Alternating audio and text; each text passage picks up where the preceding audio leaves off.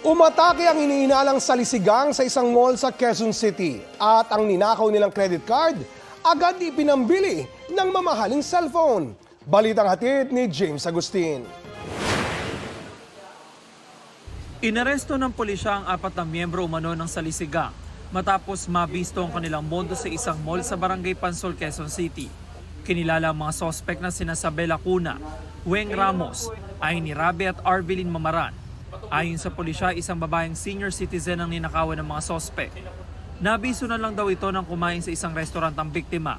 Magbabayad din sila, nalaman nila na wala na pala yung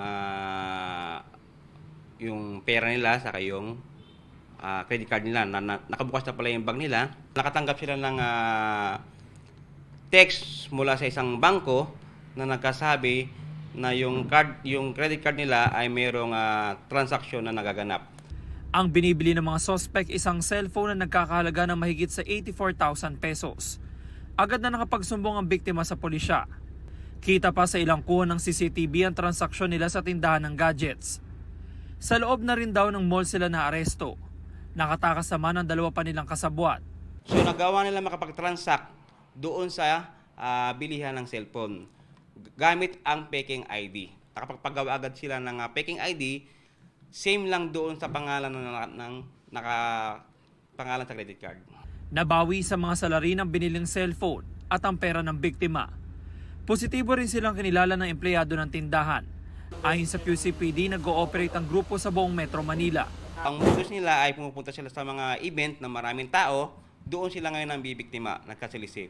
So hindi mo na lang mamamalaya na nawawalan ka na pala ng mga gamit, tangay ang inyong mga cellphone. Ang mga sospek na sina Ramos at Rabi, pangatlong beses na makukulong dahil sa pagnanakaw.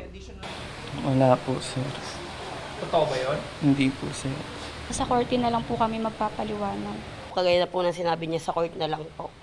Si Mamara naman na pag-alaman na may existing warrant of arrest dahil sa kasong pagnanakaw sa Cebu.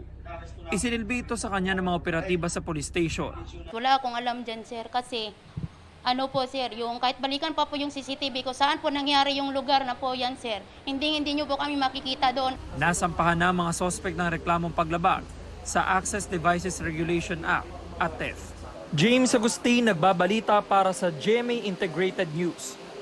Kapuso, alamin ang maiinit na balita. Bisitahin at mag-subscribe sa GMA Integrated News sa YouTube. Sa mga kapuso abroad, samahan nyo kami sa GMA Pinoy TV at sa www.gmanews.tv.